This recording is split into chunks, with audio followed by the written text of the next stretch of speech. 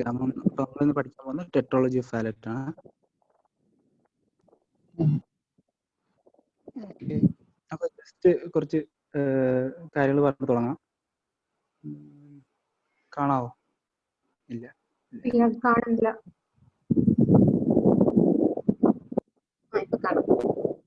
നമ്മുടെ paediatric exam എന്നാ?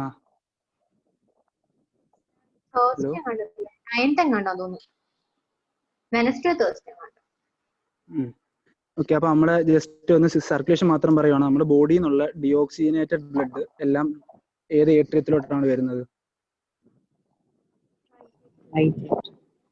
Right ഏട്രിയത്തിൽ. ആര് വഴിയാണ് വരുന്നത്?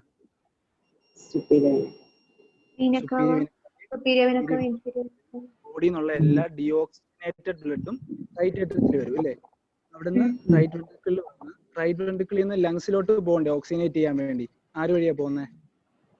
Pulmonary artery. 2 പൾമണറി ആർട്ടറി വഴി ലങ്സിൽ ചെല്ലും അല്ലേ? ഓക്കെ, ഇത്രയും ഡിയോക്സിജനേറ്റഡ് ബ്ലഡ് ആണ്, അതായത് റൈറ്റ് സൈഡിൽ കാണുന്നത്.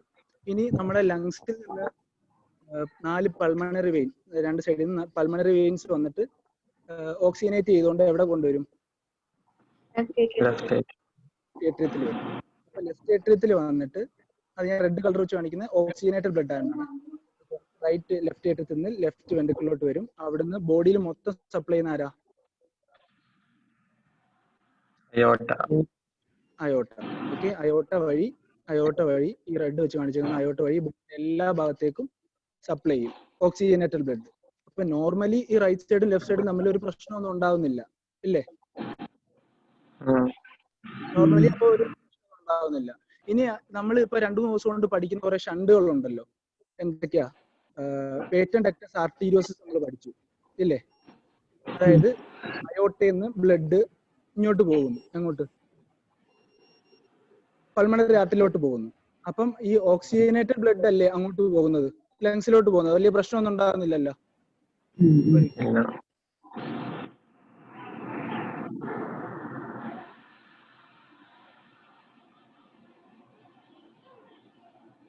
ഹലോ കേൾക്കാം. അപ്പൊ പേറ്റന്റ് ഡക്ടസ് ആർട്ടീരിയോസിൽ ഈ ഓക്സിജനേറ്റഡ് ബ്ലഡ് ആണ്, അതായത് അയോട്ടയിൽ നിന്ന് ഓക്സിജനേറ്റഡ് ബ്ലഡ് ആണ് ലങ്സിലോട്ട് പോകുന്നത്. അപ്പൊ വലിയ പ്രശ്നമൊന്നും ഉണ്ടാവുന്നില്ല. പിന്നെ നമ്മൾ രണ്ടാമത് പഠിച്ചത് ഏതാ? Atrial septal defect. Atrial septal ഡിഫക്റ്റിനകത്ത് ഇവിടാണ് പ്രശ്നം. അപ്പൊ റൈറ്റ് ഏട്രിയം ലെഫ്റ്റ് ഏട്രിയം തമ്മിൽ അപ്പം ബ്ലഡ് പ്രഷർ എവിടെ കൂടുതൽ? ലെഫ്റ്റ് ഏട്രിയത്തിലാണ് പ്രഷർ. അപ്പം ഷണ്ട് എങ്ങോട്ടാ? പ്രഷർ കൂടിയ ലെഫ്റ്റ് ഏട്രിയത്തിൽ നിന്ന് പ്രഷർ കുറഞ്ഞ റൈറ്റ് ഏട്രിയത്തിലോട്ടാണ് ഷണ്ട്. അപ്പൊ അവിടെയും പ്രശ്നമില്ല. കാരണം എന്താ? ഓക്സിജനേറ്റഡ് ബ്ലഡ് ആണല്ലോ അങ്ങോട്ട് പോകുന്നത്, പ്രശ്നം വരുന്നില്ല. പിന്നെ നമ്മൾ ഇന്നലെ പഠിച്ചതാ വെൻട്രിക്കുലർ സെപ്റ്റൽ ഡിഫക്ട്. ഓക്കെ, അപ്പൊ അവിടെയും പ്രഷർ ലെഫ്റ്റ് വെൻട്രിക്കിളിനാണ് കൂടുതലായതുകൊണ്ട് ഷണ്ട് എങ്ങോട്ടായിരിക്കും? റൈറ്റിലോട്ടാണ്. അപ്പൊ നമ്മൾ ഇന്നലെ പഠിച്ച പേറ്റന്റ് ഡക്ടസ് ആർട്ടീരിയോസിസ്, ASD, VSD ഈ 3 കണ്ടീഷനിലും ഷണ്ട് ലെഫ്റ്റ് ടു റൈറ്റ് ആണ്. ലെഫ്റ്റ് ടു റൈറ്റ് ആണ്. അപ്പം ലെഫ്റ്റിലുള്ള ഓക്സിജനേറ്റഡ് ബ്ലഡ് ആണ് അങ്ങോട്ട് പോകുന്നുണ്ട്, വലിയ പ്രശ്നമൊന്നും ഉണ്ടാവുന്നില്ല. മനസ്സിലായോ? പക്ഷെ നമ്മൾ ഇന്ന് പഠിക്കാൻ പോകുന്ന കണ്ടീഷൻ ഇതൊന്ന് ജസ്റ്റ് ഒന്ന് ഓർത്തിരുന്നാൽ മതി. ഓക്കെ, അപ്പൊ നമ്മൾ ഈ പിക്ചർ വരയ്ക്കാൻ പാടായുണ്ട്, ജസ്റ്റ് ഈ പിക്ചർ ഒന്ന് ഓർത്ത് വെച്ചോണം. ഇതാകുമ്പോൾ നമുക്ക് എളുപ്പമായിരിക്കും. ഇപ്പൊ right atrium, left atrium, right ventricle, left ventricle. Okay, left വെൻട്രിക്കിളിൽ നിന്ന് അയോട്ട അറേസ് ചെയ്തേക്കുന്നു. അതേപോലെ റൈറ്റ് വെൻട്രിക്കിളിൽ നിന്ന് പൾമണറി ആർട്ടറി അറേസ് ചെയ്യുന്നു. ഓക്കെ, അപ്പം നമ്മൾ ജനിച്ച ഉടനെ ഒരു ഇത് തമ്മിൽ കണക്ഷൻ കാണുമല്ലോ, ഇൻട്രാഫീറ്റൽ പീരീഡിലൊക്കെ. അതിനെന്ത് പറയുന്നത്? ആർട്ടീരിയോസിസ്. ഓക്കെ, അത് ജനിച്ച് കുറച്ച് ഒരാഴ്ചയൊക്കെ കഴിഞ്ഞിട്ടേ അത് ക്ലോസ് ആവത്തുള്ളൂ. ഓക്കെ, അതൊന്ന് ഓർത്ത് വെച്ചേക്കണേ.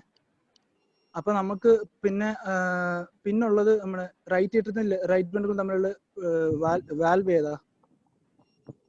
Tricuspid valve. ഈ വാൽവ് എന്തുവാ?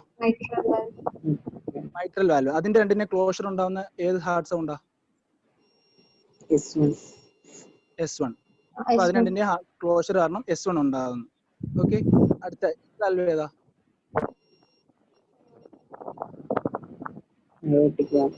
എയോട്ടിക് വാൽവ്. ഇത് പൾമണറി വാൽവ്. ഇതിന്റെ രണ്ടിന്റെയും ക്ലോഷർ കാരണം ഏത് സൗണ്ട് ഉണ്ടാവുന്നത്? S2. അപ്പൊ S2 എന്ന് വെച്ചാൽ A2 + P2 ആണ്. നമ്മൾ ഇൻസ്പിറേഷൻ സമയത്ത് രണ്ടായിട്ട് കേൾക്കുന്നതുകൊണ്ടാണ് A2 P2 എന്ന് പറയുന്നത്. നമ്മൾ S1നെ F1 T1 എന്ന് പറയത്തില്ല. മൈട്രൽ ട്രൈകസ്പിഡ് എന്ന് പറയത്തില്ല, കാരണം അത് ഒരുമിച്ചല്ലേ കേൾക്കുന്നത് ലബായിട്ട്. ലബ്. ഓക്കെ, S2 ഇത് രണ്ടിന്റെ ക്ലോഷർ കാരണം നമ്മൾ കേൾക്കുന്നത് ഡബ് ആയിട്ടാണ്. ഓക്കെ, ഇൻസ്പിറേഷന്റെ സമയത്ത് മാത്രം നമ്മൾ A2 P2 ഡ്രബ് എന്ന് കേൾക്കും. ഓക്കെ, രണ്ട് സൗണ്ട് ആയിട്ട് തന്നെ കേൾക്കും. അപ്പൊ ഇത്രേ ഉള്ളൂ ജസ്റ്റ്. അപ്പൊ നമുക്ക് ഇനി പഠിക്കാൻ പോകുന്നത് കൺജനൈറ്റൽ ഹാർട്ട് ഡിസീസിനെ പറ്റിയാണ്. അപ്പൊ ഇതൊരു ജസ്റ്റ് ഒരു ക്വസ്റ്റ്യൻ ആണ്. നാഡാസ് ക്രൈറ്റീരിയ എവിടെ കാണുന്നതെന്ന് ചോദിക്കാം. ഓക്കെ, നാഡാസ് ക്രൈറ്റീരിയ എന്തിനാന്ന് വെച്ചാൽ ഒരു പേഷ്യന്റ് നമ്മുടെ അടുത്ത് വന്നാൽ ഒരു കുറച്ച് കാര്യങ്ങൾ നോക്കിയിട്ട് അത് കുട്ടി കൺജനൈറ്റൽ ഹാർട്ട് ഡിസീസ് ഉണ്ടോ എന്ന് നോക്കാനുള്ള ഒരു ക്രൈറ്റീരിയ ആണ് നാഡാസ് ക്രൈറ്റീരിയ. അതിലേക്ക് ഞാൻ പോകുന്നില്ല. അപ്പൊ നമ്മൾ ഇന്ന് പഠിക്കാൻ പോകുന്നത് trilogy of Fallot, tetralogy of Fallot, pentalogy of Fallot. പേര് തന്നെ ഉണ്ട് 3 കമ്പോണന്റ് ഉള്ളത്, 4 കമ്പോണന്റ് ഉള്ളത്, 5 കമ്പോണന്റ് ഉള്ളത്. ഓക്കെ, എന്തൊക്കെയാന്ന് പറയാം, ആ കമ്പോണന്റ് ഏതൊക്കെയാന്ന് പറയാം. പിന്നെ നമുക്ക് ടെട്രോളജി ഓഫ് ഫാലോയുടെ എറ്റിയോളജി എന്തുകൊണ്ടാണെന്ന് പഠിക്കാം, പത്തോഫിസിയോളജി അല്ലെങ്കിൽ ഹീമോഡൈനാമിക്സ് പഠിക്കാം, ക്ലിനിക്കൽ ഫീച്ചേഴ്സ് പഠിക്കാം, പിന്നെ നമ്മൾ എക്സാം ചെയ്യുമ്പോൾ എന്തൊക്കെ ചെയ്യാം, അതേപോലെ ട്രീറ്റ്മെന്റ്, പ്രിവെൻഷൻ, കോംപ്ലിക്കേഷൻ, പിന്നെ BSD ടെട്രോളജി ഫോർ തമ്മിലുള്ള ഡിഫറൻസ്.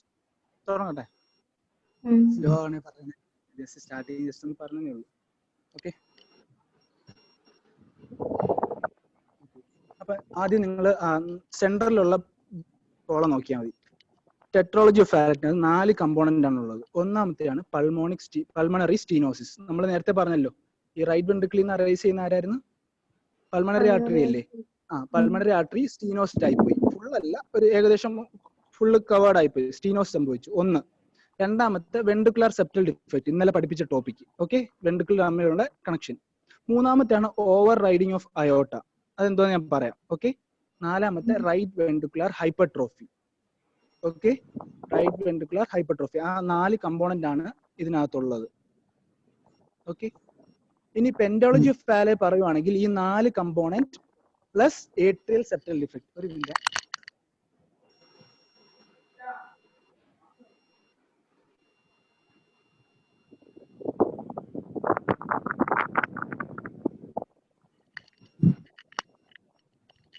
ഓക്കെ, അപ്പൊ പെൻഡോളജി ഫാലോ എന്ന് വെച്ചാൽ നമ്മൾ നേരത്തെ പറഞ്ഞ 4 കാര്യങ്ങൾ പ്ലസ് ASDയുടെ, ഞാൻ പഠിച്ച ടോപ്പിക് ASDയുടെ കയറി വരും. ഓക്കെ, ഡൗട്ട് ഇല്ലല്ലോ?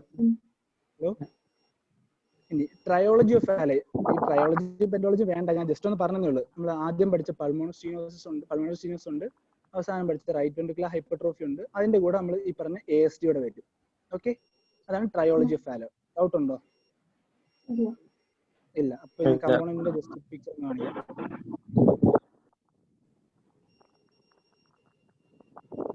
ഓക്കെ, ഇത് 4 കമ്പോണന്റ്. ഇത് നമ്മുടെ നദീം ഗ്രൂപ്പിലിട്ട് ഇതാണ്. അപ്പൊ ഓർക്കാൻ വേണ്ടി ഡോണ്ട് ഡ്രോപ്പ് ദ ബേബി എന്ന് ഓർത്താൽ മതി. D for defect. പക്ഷെ നമ്മൾ പറയുമ്പോൾ മറ്റേ ഓർഡറിൽ തന്നെ പറയാം കേട്ടോ. സ്റ്റീനോസിസ് ആദ്യം, BSD ആദ്യം, പിന്നെ രണ്ടാമത്, മൂന്നാമത് ഓവർ റൈഡിങ് ഓഫ് ആയിട്ട്, 4 റൈറ്റ് വെൻട്രിക്കുലർ ഹൈപ്പർട്രോഫി തന്നെ പറയണം. പക്ഷെ തൽക്കാലം അത് ഓർക്കാൻ പറ്റിയില്ലേ, ഡ്രോപ്പ് എന്ന് ഓർക്കുക. D for defect, ventricular septal defect. Right ventricular hypertrophy, R right. O overriding of aorta. P pulmonary stenosis.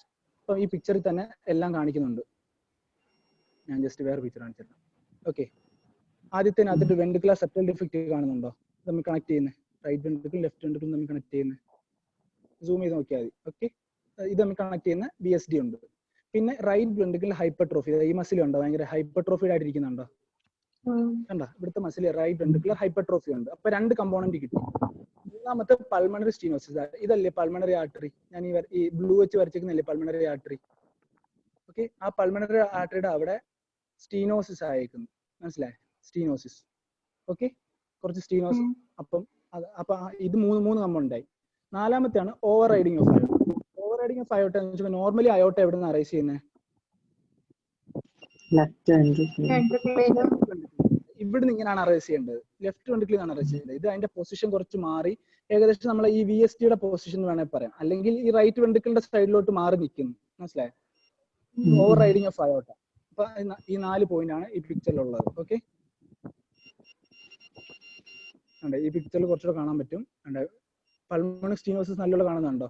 സ്റ്റീനോസ്ഡ് ആയിരിക്കും ആ പാർട്ട്. പൾമണറി ആർട്ടറി നല്ല സ്റ്റീനോസ്ഡ് ആയിപ്പോയി. അപ്പൊ ലങ്സിലോട്ട് ബ്ലഡ് പോകുന്ന കുറവായിരിക്കും, ഓർത്ത് വെച്ചോണേ.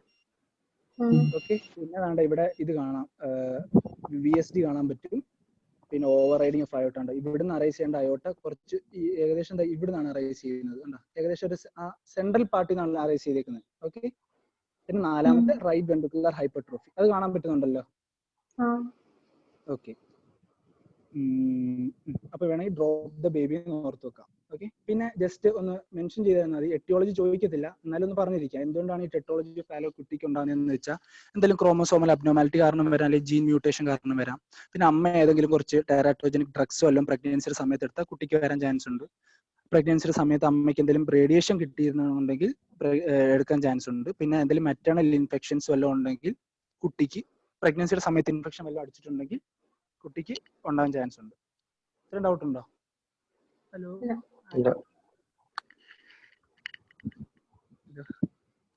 ഓക്കെ. അടുത്താണ് ഹീമോഡൈനാമിക്സ്. ഓക്കെ, ഇത് ഭയങ്കര ഇമ്പോർട്ടന്റ് ആണ്, ശ്രദ്ധിച്ചിരുന്നതാണ്. ഇപ്പൊ ഞാൻ നേരത്തെ വരച്ച പിക്ചറിനകത്തോട്ട് ഏകദേശം എല്ലാം കണക്ട് ചെയ്ത് വെച്ച് കയറ്റിയിട്ടുണ്ട്. എന്ന് വെച്ചാൽ ഒന്നുണ്ട് സെപ്റ്റൽ ഡിഫക്റ്റ് കാണാമല്ലോ, വെൻട്രിക്കുലർ സെപ്റ്റൽ ഡിഫക്റ്റ് കാണാം. പൾമണറി സ്റ്റീനോസ് ഉണ്ട്, ഇവിടുത്തെ ഒരു ഓപ്പണിംഗ് ഉണ്ടാവും, ഇങ്ങനെ ചെറുതായിട്ടിരിക്കുമല്ലേ ഇപ്പുറത്തെ വെച്ച് കമ്പയർ ചെയ്യുമ്പോൾ. പൾമണറി സ്റ്റീനോസിസ് ഉണ്ട്. ഹൈപ്പർട്രോഫി ആണ് ഞാൻ ഇങ്ങനെ ലൈൻ വെച്ച് വരച്ചേക്കുന്നത്. ഹൈപ്പർട്രോഫി, ഓവർ റൈഡിങ് മാത്രം കാണിച്ചിട്ടില്ല. ഓക്കെ, ഡൗട്ട് ഇല്ലല്ലോ? അപ്പൊ നിങ്ങളൊന്ന് പറഞ്ഞേ, ഇപ്പം ബ്ലഡ് റൈറ്റ് അറ്റത്ത് നിന്ന് റൈറ്റ് വെൻട്രിക്കിലോട്ട് വരുന്നു, അതേപോലെ ലെഫ്റ്റ് അറ്റത്ത് നിന്ന് ലെഫ്റ്റ് വെൻട്രിക്കിലോട്ട് വരുന്നു. അപ്പൊ നോർമലി എവിടാണ് പ്രഷർ കൂടുതൽ? ഏത് സൈഡിലാ? ലെഫ്റ്റ് സൈഡിലാണ് പ്രഷർ കൂടുതൽ. അപ്പൊ നമ്മൾ ഇന്നലെ പഠിച്ചായിരുന്നു VSD എവിടുന്ന് അങ്ങോട്ടാ ഷണ്ട് വരുന്നത്? ഇന്നലെ VSD മാത്രമാണെങ്കിൽ പ്രഷർ വരുന്നത്. പക്ഷെ നിങ്ങൾ ആലോചിക്കുക, ഇവിടെ പൾമണറി സ്റ്റീനോസിസ് ഉണ്ട്, അതായത് ഇവിടുന്ന് അങ്ങോട്ട് ബ്ലഡ് ലങ്സിലോട്ട് ബ്ലഡ് കുറച്ചേ പോകുന്നുള്ളൂ. അത് മാത്രമല്ല ഇവിടെ റൈറ്റ് വെൻട്രിക്കുലർ ഹൈപ്പർട്രോഫിയുടെ ഉണ്ട്. അപ്പൊ പ്രഷർ എവിടെ ആയിരിക്കും കൂടുതൽ? റൈറ്റ് വെൻട്രിക്കിലായിരിക്കും. അതായത് നോർമലി ലെഫ്റ്റ് വെൻട്രിക്കിലാണ് പ്രഷർ കൂടുതൽ. പക്ഷെ ഇവിടെ ഉണ്ടോ ലങ്സിലോട്ട് ബ്ലഡ് ഒന്നും പോകാത്തത് കാരണം, അതേപോലെ ഈ ഹൈപ്പർട്രോഫി ഒക്കെ കാരണം ഏകദേശം ആദ്യം നോർമൽ ആവും. ലെഫ്റ്റ് വെൻട്രിക്കുലർ പ്രഷറും റൈറ്റ് വെൻട്രിക്കുലർ പ്രഷറും നോർമൽ ആവും. ഓക്കെ, ഈക്വൽ ആവും. പിന്നെ എന്തോ റൈറ്റ് വെൻട്രിക്കുലർ പ്രഷർ പിന്നെയും കൂടും. ബ്ലഡ് ഇങ്ങനെ വന്നോണ്ടിരിക്കുകയല്ലേ, ഇവിടുത്തെ പ്രഷർ കൂടും. അപ്പൊ എങ്ങോട്ടായിരിക്കും ഷണ്ടിങ് നടക്കുന്നത്? എല്ലാം ഇങ്ങോട്ട് വരും. അപ്പൊ ഞാൻ കളർ കാണിച്ചിട്ടുണ്ടോ? ബ്ലൂ കളറാണ് ലെഫ്റ്റ് സൈഡിലോട്ട് വന്നത്. അപ്പം അയോട്ട വഴി അത് എവിടെയൊക്കെ പോകും? ഡിയോക്സിജനേറ്റഡ് ബ്ലഡ് ബോഡിയുടെ എല്ലായിടത്തും പോകത്തില്ലേ? ബ്രെയിനിലോട്ട് ഓക്സിജൻ ഇല്ലാത്ത ബ്ലഡ് പോയ പ്രശ്നമല്ലേ? ടിഷ്യൂസിലോട്ട് ബോഡിയുടെ എല്ലാ ഭാഗത്തോട്ടും ഓക്സിജൻ ഇല്ലാത്ത ബ്ലഡ് പോയ പ്രശ്നമാണ്. അപ്പം ഇതെന്തോ ഉണ്ടാക്കും? ബോഡിയിൽ സയനോസിസ് ഉണ്ടാക്കും. അതുകൊണ്ട് ഇതൊരു സയനോട്ടിക് കൺജനൈറ്റൽ ഹാർട്ട് ഡിസീസ് ആണ്, CCHD. നമ്മൾ ഇന്നലെ പഠിച്ച ASD, PDA, VSD ഈ മൂന്നും സയനോട്ടിക് ആണ്. സയനോസ് ഉണ്ടാക്കുന്നില്ല. ഇന്നലെ പറഞ്ഞ എല്ലാം ലെഫ്റ്റ് റൈറ്റ് ഷണ്ടല്ലേ? പക്ഷെ നമ്മൾ ഇന്ന് പഠിച്ചത് മാത്രം റൈറ്റ് ടു ലെഫ്റ്റ് ഷണ്ട്. ഇനിയുണ്ട് കുറെ കോഴ്സസ്. അപ്പം റൈറ്റ് ലെഫ്റ്റ് ഷണ്ട് സയനോസിസ് ഉണ്ടാക്കും, ഓർത്ത് വെച്ചോണം. ഓക്കെ, ജനിക്കുന്ന കുട്ടികൾക്ക് ഈ പ്രശ്നം കാണുമോ? ജനിക്കുന്ന കുട്ടികൾക്ക് ഹൈപ്പോക്സിയ കാണുമോ? ലങ്സിലോട്ട് ബ്ലഡ് എത്തുന്നില്ല. ലങ്സിലോട്ട് ബ്ലഡ് എത്തുന്നില്ല. വേറെ ഏതെങ്കിലും വഴി ലങ്സിൽ എത്താൻ വഴിയുണ്ടോ? വഴിയില്ലേ? ഡക്ടസ് ആർട്ടീരിയോസിസ്. അപ്പൊ ജനിച്ച് ഒരാഴ്ച കഴിഞ്ഞിട്ടേ ഡക്ടസ് ആർട്ടീരിയോസിസ് ക്ലോസ് ആവത്തുള്ളൂ. മനസ്സിലായ? അപ്പൊ ജനിക്കുന്ന കുട്ടികളിൽ എന്ത് ഈ ബ്ലഡ് എല്ലാം കൂടെ വന്നിട്ട് നേരെ ഈ വഴി അങ്ങ് ലങ്സിൽ പൊക്കോളൂ. മനസ്സിലായ? പൾമണറി ആർട്ടറി എത്തി, അവിടുന്ന് ലങ്സിൽ പോയി. അപ്പൊ ജനിക്കുന്ന കുട്ടിക്ക് സയനോസിസ് ഉണ്ടാവത്തില്ല. മനസ്സിലായ? ലങ്സിലോട്ട് ബ്ലഡ് പോകുന്നുണ്ട്. ഞാൻ ആ പിക്ചർ ഒന്നുകൂടെ കാണിക്കാം. ഇത് കാണാവോ? ഇതിപ്പോ ജനിച്ച കുട്ടിയുടെ ഒരു ഹാർട്ടാന്ന് വിചാരിച്ചു. അപ്പൊ ഞാൻ നേരത്തെ പറഞ്ഞ ഇതിലെ കൂടെ ബ്ലഡ് കുറച്ചേ പോകുന്നുള്ളൂ. അപ്പൊ എന്ത് ചെയ്യും? ബ്ലഡ് എല്ലാം ഇങ്ങോട്ട് വരും. അപ്പൊ ഇവിടുന്ന് എല്ലാ ബ്ലഡ് കൂടെ അയോട്ട വഴി ബോഡിയിലോട്ട് പോകാൻ നേരത്ത് ഈ ഡക്ടസ് ആർട്ടീരിയസ് ഉണ്ടായോണ്ട് അതുവഴി പൾമണറി ആർട്ടറിയോട്ടല്ലേ കണക്ട് ചെയ്യുന്ന അയോട്ട. അങ്ങനെ ഇത് ലങ്സിൽ ചെല്ലും. അപ്പൊ നമുക്ക് വലിയ സയനോസിസ് ഉണ്ടാവുന്നില്ല. പക്ഷെ കുറെ ഒക്കെ കഴിയുമ്പോ ഇതങ്ങ് അടയത്തില്ലേ? ഹലോ,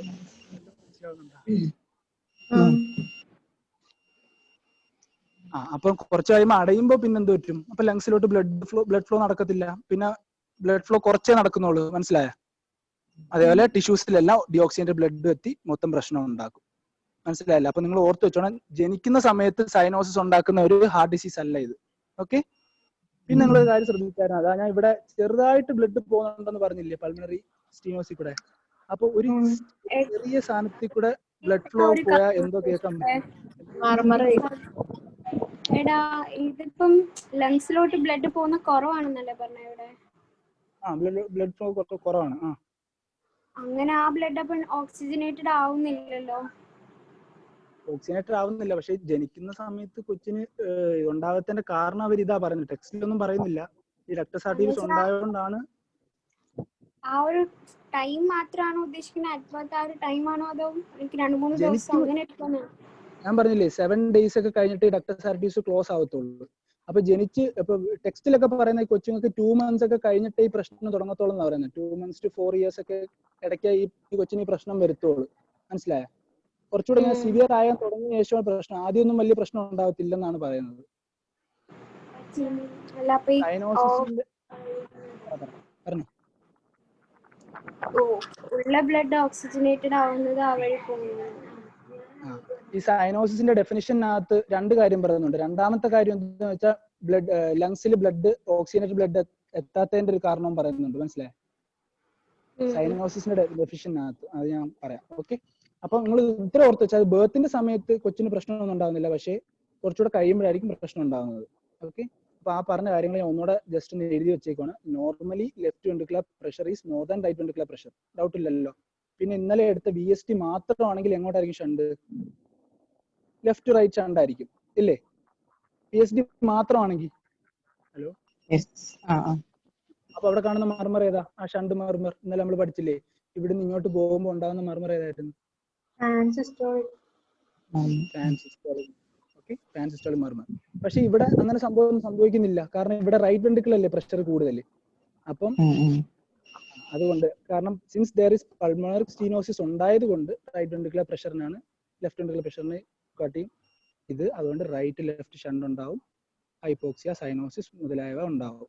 ഓക്കെ, ഡൗട്ട് ഇല്ലല്ലോ. ഇനി നിങ്ങൾ ആലോചിച്ചു, ഈ പൾമണറി സ്റ്റീനോസിസ് സിവിയർ ആയെന്ന് വിചാരിച്ചു. പൾമണറി സ്റ്റീനോസിസ് സിവിയർ ആയി, അപ്പം സൈനോസിസിന്റെ അവസ്ഥ എന്തായിരിക്കും? ഈ പൾമണറി സ്റ്റീനോസിസ് സിവിയർ ആയി, ലങ്സിലോട്ടൊന്നും ബ്ലഡ് പോകുന്നില്ല, അപ്പം സൈനോസിസ് സിവിയർ ആവും. മനസ്സിലായ? അഥവാ പറയുവാണെങ്കിൽ ടെട്രോളജി ഓഫ് ഫാലോ സിവിയർ ആയ സൈനോസിസും സിവിയർ ആവും. ഓക്കെ, ഡൗട്ട് ഇല്ലല്ലോ. അതായത് സ്റ്റീനോസ് ആ കുറെ നാരോ, പിന്നെ നാരോ ആയ എന്ത് സംഭവിക്കുന്നു? ലങ്സിലോട്ടൊന്നും ബ്ലഡ് ഫ്ലോ നടക്കുന്നില്ല. മനസ്സിലായോ? അപ്പോൾ സിവിയർ ആവും. ഇനി വേറെ അർത്ഥത്തിൽ പറയാം, ഈ ഇതിലേക്കൂടെ മർമർ കേൾക്കുമെന്ന് ഞാൻ പറഞ്ഞില്ലായിരുന്നോ? അപ്പൊ ഈ പൾമണറി സ്റ്റീനോസിസ് പിന്നെയും നല്ല സ്റ്റീനോസ്ഡ് ആയ മർമറിന്റെ ഇന്റൻസിറ്റി എങ്ങനെയായിരിക്കും? കേൾക്കോ കേൾക്കത്തില്ലയോ? കൂടുതലല്ല കേട്ടോ. നമ്മള് ഈ ഇതിനകത്തൂടെ പോകുന്നതും ഇതിനകത്തൂടെ പോകുന്നതും നോക്കുവാണെങ്കിൽ മർമർ ഇതിൽ കുറവായിരിക്കും കേട്ടോ. അങ്ങനെ അവർ പറയുന്നത്. നല്ല സ്റ്റീനോസ്ഡ് ആയ അതിലേക്കൂടെ പോകുന്ന ബ്ലഡ് ഫ്ലോ കുറയും, അതേപോലെ മർമർ കുറവായിരിക്കും. മനസ്സിലായോ? ഓക്കെ, അപ്പൊ സിവിയർ ടെട്രോളജി ഓഫ് ഫാലോ ഉള്ള സമയത്ത് മർമർ നമുക്ക് കുറച്ച് കേൾക്കാൻ പറ്റത്തുള്ളൂ, കാരണം ഇതിനകത്തൂടെ കുറച്ച് ബ്ലഡേ പോകുന്നുള്ളൂ. മനസ്സിലായി? കൂടുതലും ഇതുവഴി നമ്മുടെ ടിഷ്യൂസിലെല്ലാം പോയി പ്രശ്നം ഉണ്ടായിക്കൊണ്ടിരിക്കുകയാണ്. കൂടുതലും ഇതിലേക്കൂടെ കുറച്ച് ബ്ലഡേ പോകുന്നുള്ളൂ, അതുകൊണ്ട് മർമറിന്റെ ഇന്റൻസിറ്റി കുറവായിരിക്കും. അതാണ് അടുത്ത പറയാൻ പോകുന്നത്. 2 ഇമ്പോർട്ടന്റ് പോയിന്റ്സ് ആണ്. When the pulmonary stenosis increases, okay, less blood to lungs, cyanosis ഉണ്ടാക്കും. So നമുക്ക് ഇങ്ങനെ പറയാം, severity of cyanosis is predicted by severity of directly proportional to pulmonary stenosis. Doubt ഉണ്ടോ?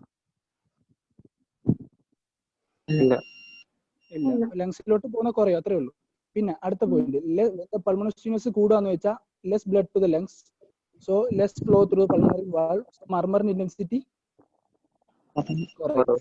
അപ്പൊ നമുക്ക് ഇങ്ങനെ പറഞ്ഞോട്ടെ, severity of tetralogy of Fallot is inversely proportional to intensity of murmur. ഇത് ഭയങ്കര ഇമ്പോർട്ടന്റ് ആണ്, കുറെ എടുത്ത് പറയുന്നുണ്ട്, അതുകൊണ്ടാണ് ഞാൻ എടുത്ത് എഴുതിയത് കേട്ടോ. പൾമണറി ആർട്ടറി നാരോ ആയ അതിൽ കൂടെ പോകുന്ന ബ്ലഡ് കുറയുന്നു, അത് കാരണം അവിടെ കേൾക്കുന്ന മർമർ കുറയുന്നു, അത്രേ ഉള്ളൂ. ഓക്കെ, ഹലോ, ഡൗട്ട് ഉണ്ടോ?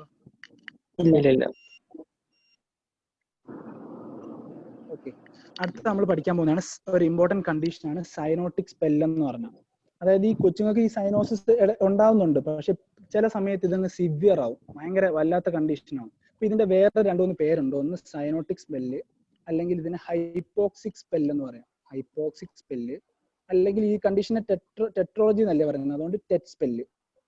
ഓക്കെ, കുറെ പേര് പറയും. സൈനോട്ടിക് സ്പെല്ല് എന്ന് പറയും, ഹൈപ്പോക്സിക് സ്പെല്ല് എന്ന് പറയും, അല്ലെങ്കിൽ ടെറ്റ് സ്പെൽ എന്ന് പറയും. ഇത് നമ്മൾ കൊച്ചു രാത്രി കിടന്ന് ഉറങ്ങുമ്പോൾ ഒന്നും പ്രശ്നം ഉണ്ടാകത്തില്ല. ഈ രാവിലെ എണീറ്റിട്ടെ കൊച്ച് നല്ല കരയുകയോ ഫീഡ് ചെയ്യുകയോ എന്തെങ്കിലും ഒരു ആക്ടിവിറ്റി ചെയ്യുമെന്ന് വിചാരിച്ചു.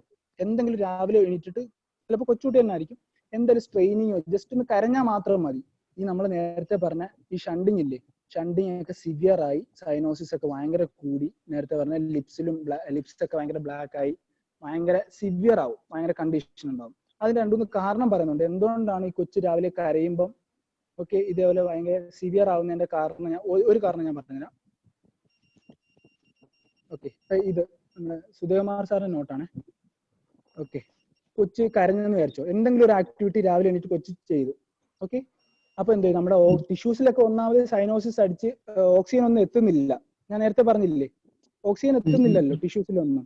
അപ്പൊ അവിടെ നടക്കുന്ന മെറ്റബോളിസം എയറോബിക് ആയിരിക്കും ഓക്സിജൻ ഇല്ലെങ്കിൽ. അനേറോബിക് മെറ്റബോളിസം ആയിരിക്കും ടിഷ്യൂസിൽ നടക്കുന്നത് അല്ലേ. അപ്പൊ അത് കാരണം അതിന്റെ ഇൻ പ്രൊഡക്റ്റ് ആരാ അനേറോബിക് മെറ്റബോളിസത്തിന്റെ? ലാക്റ്റിക് ആസിഡ് എന്തോ ഉണ്ടാക്കും, അസിഡോസിസ് ഉണ്ടാക്കും, ഒരു കോംപ്ലിക്കേഷൻ ആയ അസിഡോസ് ഉണ്ടാക്കും. അതേപോലെ ഈ ലാക്റ്റിക് ആസിഡ് വന്നിട്ട് വാസോ ഡയലേഷൻ ഉണ്ടാവും, പ്രത്യേകിച്ച് അയോട്ടയുടെ ഒക്കെ ഈ അല്ലെങ്കിൽ പെരിഫറൽ റെസിസ്റ്റൻസ് ഒക്കെ കൂട്ടി. ഓക്കെ, പെരിഫറൽ റെസിസ്റ്റൻസ് ഒക്കെ കുറച്ച് വാസോ ഡയലറ്റേഷൻ ഉണ്ടാക്കും. ഓക്കെ, ബ്ലഡ് ഫ്ലോ അല്ല, ഇത് ഓർത്ത് വെച്ചോണേ. അപ്പൊ അയോട്ടയുടെ പ്രഷർ കുറയും. അപ്പൊ ഞാൻ നേരത്തെ ഒരു കാര്യം പറയുന്നില്ല, ഒന്ന് കേട്ടു നോക്കും. ഇതിപ്പോ അയോട്ട, ഇത് പൾമണറി ആർട്ടറി എന്ന് വിചാരിച്ചോ. ഇപ്പൊ ബ്ലഡ് ഇങ്ങനെ വന്ന് ഇവിടെ നിൽക്കുക. ഓക്കെ, അയോട്ടയുടെ പ്രഷർ കൂടുന്നതാണോ കുറയുന്നതാണോ നല്ലത്? കൂടുന്നതാണ് നല്ലത്. കാരണം അയോട്ടയുടെ പ്രഷർ കൂടിയാൽ ഇങ്ങോട്ട് വരാനുള്ള ചാൻസ് കുറവാണ്. അപ്പൊ പറ്റുന്ന രീതിയിലൊക്കെ ഇതില് ഇങ്ങോട്ടങ്ങ് പോകും. എങ്ങോട്ട്? ലങ്സിലോട്ടൊക്കെ പോകും. മനസ്സിലായി? കുറച്ച് സീനോസ്റ്റായ പാർട്ടി കൂടെ അങ്ങ് പൊക്കോളും. അപ്പൊ അയോട്ടയുടെ പ്രഷർ കൂടുന്നതാണ് നമുക്ക് എപ്പോഴും നല്ലത്. അത് ഓർത്ത് വെച്ചോണം. മനസ്സിലായ? അയോട്ടയുടെ പ്രഷർ കൂടിയ ടിഷ്യൂസിലോട്ട് വന്നാലല്ലേ പ്രശ്നമുള്ളൂ. മനസ്സിലായ? അപ്പം ഞാൻ ഈ പറഞ്ഞ ലാക്റ്റിക് ആസിഡ് ഒക്കെ വന്നിട്ട് വാസോ ഡയലറ്റേഷൻ ഉണ്ടാകുമ്പോൾ അയോട്ടയുടെ പ്രഷർ കുറയും. അയോട്ടയുടെ പ്രഷർ കൊണ്ട് കുറയുമ്പോൾ എന്ത് ചെയ്യും? നേരത്തെ വന്നതോട് കൂടി എല്ലാം കൂടി ഇങ്ങോട്ട് സ്പീഡിൽ ഇങ്ങ് വരും. മനസ്സിലായി? അയോട്ടയുടെ പ്രഷർ കൂടിയെടുത്തുനിന്ന് കുറഞ്ഞെടുത്തോട്ടല്ലേ ഫ്ലോ നടക്കുന്നത്. ഓക്കെ, അപ്പൊ അയോട്ടയുടെ പ്രഷർ കുറഞ്ഞ സ്ഥലത്തോട്ട് വന്ന് സൈനോസിസ് ഭയങ്കര സിവിയർ ആവും. ഇതൊരു റീസൺ പറയുന്നുണ്ട്. ഓക്കെ, ഡൗട്ട് ഇല്ലല്ലോ? ഓക്കെ, അപ്പൊ ഈ കൊച്ചിന് എന്താ സംഭവിച്ചെന്ന് അറിയാവോ?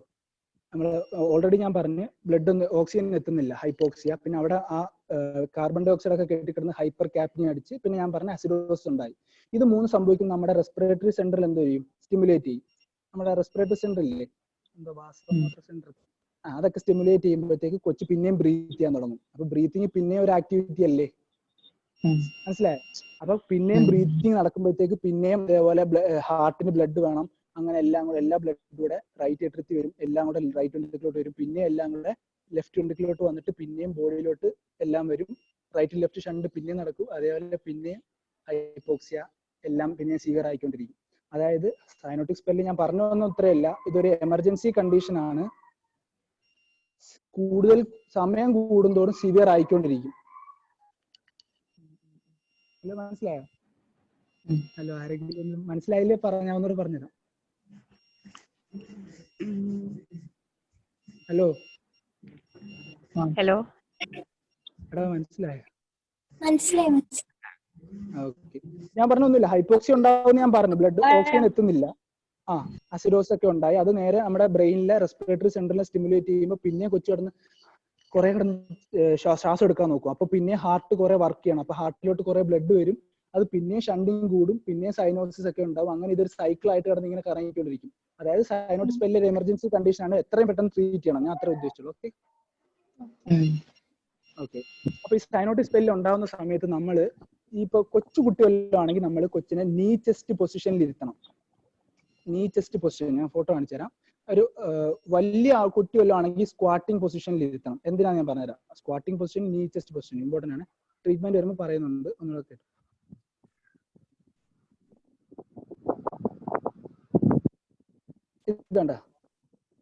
ഇത് കണ്ടോ സ്ക്വാട്ടിംഗ് പൊസിഷൻ.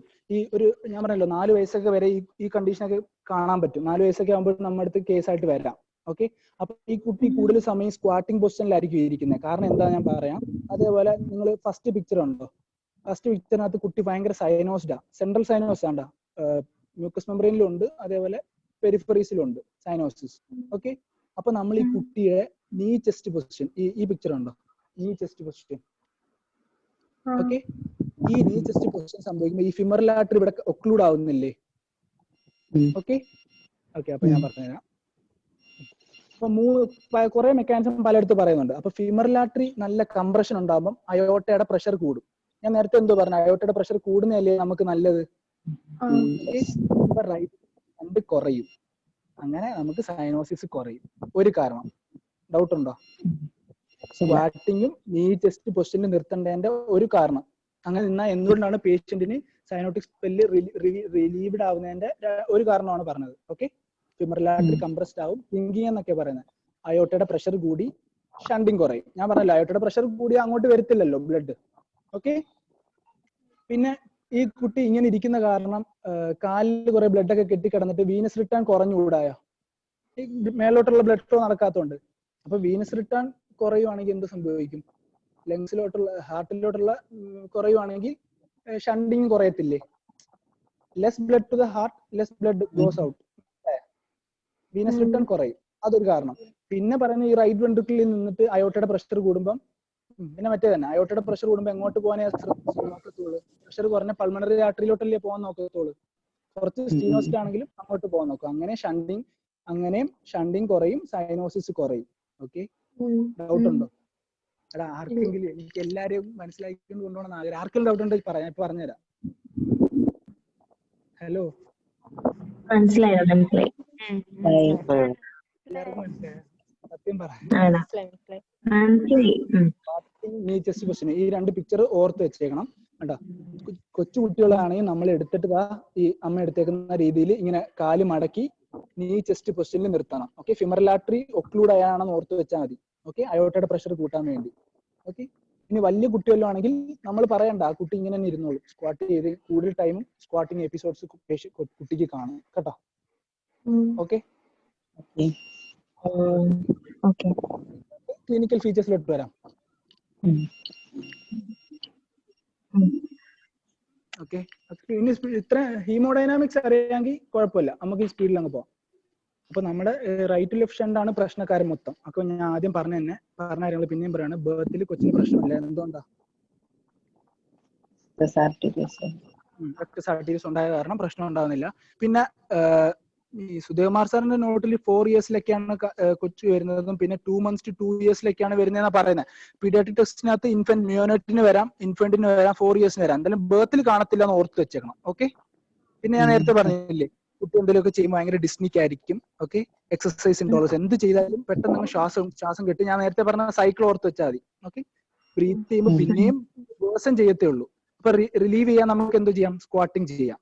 ഓക്കെ, പിന്നെ സിവിയർ ആകുമ്പോൾ ഇടയ്ക്കിടയ്ക്ക് കൊച്ചിന് അനോക്സിക് സ്പെല്ല്, ഞാൻ നേരത്തെ പറഞ്ഞ കുറെ വേറെ പേരാണ്, hypoxic spell, anoxic spell, tet spell, cyanotic spell. ഇതെന്ന് വെച്ചാൽ ഒന്നുമില്ല, സിവിയർ ആവുന്നേ. Right to left shunt severe ആവുക ഓർത്താൽ മതി. അപ്പൊ കൊച്ചിന് നേരത്തെ പറഞ്ഞ മ്യൂക്കസ് മെംബ്രെയിനിലും എല്ലായിടത്തും ഭയങ്കര സൈനോസിസ് കൂടും. ഓക്കെ, പിന്നെ ഇത് മാത്രമല്ല, ഇത് നമ്മുടെ അയോട്ടയാന്ന് വിചാരിച്ചു. ഞാൻ നേരത്തെ പറഞ്ഞ് അയോട്ടയിൽ കൂടെ ഏത് ബ്ലഡ്, ഡിയോക്സിന്റെ ബ്ലഡ് അല്ലേ പോകുന്നത്, അത് നേരെ ബ്രെയിനിൽ ചെല്ലത്തില്ലേ? നമ്മുടെ കരോട്ടിഡ് ആർട്ടറി വഴി ബ്രെയിനിൽ ചെല്ലും. ബ്രെയിനിൽ ചെന്ന് ഒന്നാമത് ഹൈപ്പോക്സി ഉണ്ടാക്കും. അത് മാത്രമല്ല അവിടെ കുറെ ഡാമേജ് ഒക്കെ ഉണ്ടായി, ബ്രെയിൻ ആപ്സസും അതേപോലെ കോംപ്ലിക്കേഷനകത്ത് പറയുന്നുണ്ട്. ഞാൻ ഒന്ന് ഓർത്തപ്പോന്ന് പറഞ്ഞേ ഉള്ളൂ. ബ്രെയിൻ ആപ്സസും അതേപോലെ ഇൻഫാക്ഷൻ ഒക്കെ ഉണ്ടാക്കി, ഹെമിപ്ലീജിയം, അങ്ങനെ കുറെ കോംപ്ലിക്കേഷൻ. കൊച്ചപ്പം ഭയങ്കര ഇറിറ്റബിൾ ആയിരിക്കും, ഭയങ്കര ഡ്രൗസി ആയിരിക്കും, ചിലപ്പോൾ സീസർ വരെ വരാം. ഒക്കെ അങ്ങനെ കുറെ കാര്യങ്ങളൊക്കെ പറയുന്നുണ്ട്. അപ്പൊ നിങ്ങൾ ഈ കാര്യം ഓർത്ത് വെച്ചാൽ മതി. റൈറ്റ് ടു ലെഫ്റ്റ് ഷണ്ടിങ് പ്രശ്നക്കാരനാണ്, അത് ഓർത്ത് വെക്കണം. ലെഫ്റ്റ് റൈറ്റ് ഷണ്ട് പ്രശ്നക്കാരനല്ല. പ്രശ്നക്കാരനാണോ എന്ന് ചോദിച്ചാൽ പ്രശ്നക്കാരനാണ്, പക്ഷെ ഇതിന്റെ അത്രയും പ്രശ്നമില്ല. സൈനോസിസ് ഉണ്ടാക്കത്തില്ലെന്ന് ഓർത്ത് വെക്കുക. റൈറ്റ് ടു ലെഫ്റ്റ് ഷണ്ട് പ്രശ്നക്കാരനാണ്. ബ്ലഡ് എല്ലായിടത്തും ഓക്സിജൻ എത്തുന്നില്ല എന്ന് ഓർത്ത് വെക്കുക. ഫുള്ള് കുട്ടി സൈനോസിസ് ആയിരിക്കും എന്ന് ആലോചിക്കുക. ഇടയ്ക്കിടയ്ക്ക് ഇങ്ങനെ ഉണ്ടാവുന്നതിനാണ് നമ്മൾ അനോക്സിക് സ്പെല്ല് അല്ലെങ്കിൽ ടെറ്റ് സ്പെല്ല് എന്ന് പറയുന്നത്. അപ്പൊ നമ്മൾ പേഷ്യന്റിനെ എക്സാമിൻ ചെയ്യുക. കുട്ടി എക്സാമിൻ ചെയ്തപ്പം കുട്ടിയുടെ എല്ലായിടത്തും സൈനോസിസ് ഉണ്ട്, ക്ലബിംഗ് ഉണ്ട്. ഓക്കെ, ഓക്കെ, S1 നോർമൽ ആണ്. ഞാൻ പറഞ്ഞല്ലോ, നമ്മുടെ S1 ഉണ്ടാവുന്നത് മൈട്രൽ വാൽവിന്റെയും അവിടെ ഒരു പ്രശ്നം ഇല്ലല്ലോ. അപ്പൊ S1 ഈസ് നോർമൽ. നിങ്ങൾ പറയാമോ S2 സിംഗിൾ ആണെന്ന് പറയാൻ കാര്യം എന്തായിരിക്കും? P2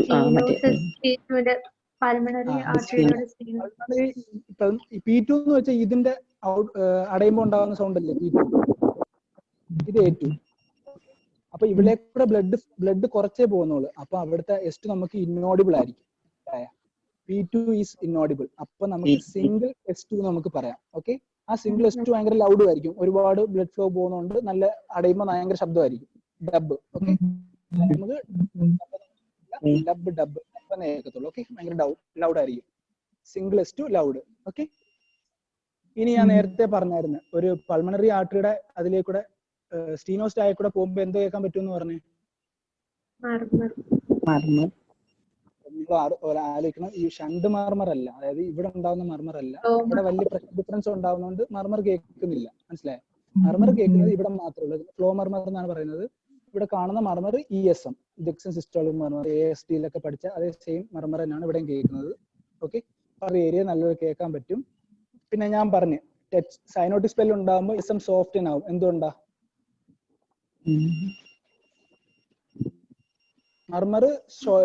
മർമറിന്റെ ഇന്റൻസിറ്റി കുറയുന്നത് എന്തുകൊണ്ടാ? ഞാൻ പറഞ്ഞില്ലേ,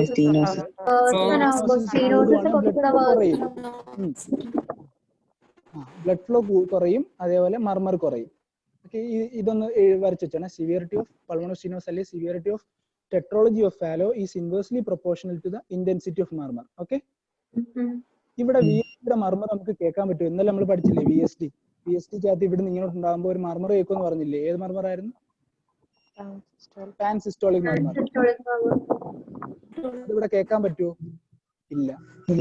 ഞാൻ പറഞ്ഞില്ലേ, ബ്ലഡ് തിരിച്ചല്ലേ, വലിയ പ്രഷർ ഗ്രേഡിയന്റും ഇല്ല, അത് മാത്രമല്ല തിരിച്ചുമാണ് നടക്കുന്നത്. അതുകൊണ്ട് ഇവിടെ VSD-യുടെ മർമർ കേൾക്കത്തില്ല. ഓക്കെ ഓക്കെ, ഇനി നമുക്ക് പെട്ടെന്ന് തീരുക. ഇൻവെസ്റ്റിഗേഷനും ട്രീറ്റ്മെന്റും കൂടെ ഉള്ളൂ. ഓക്കെ, ലിങ്ക് എടുക്കട്ടെ. ഓക്കെ.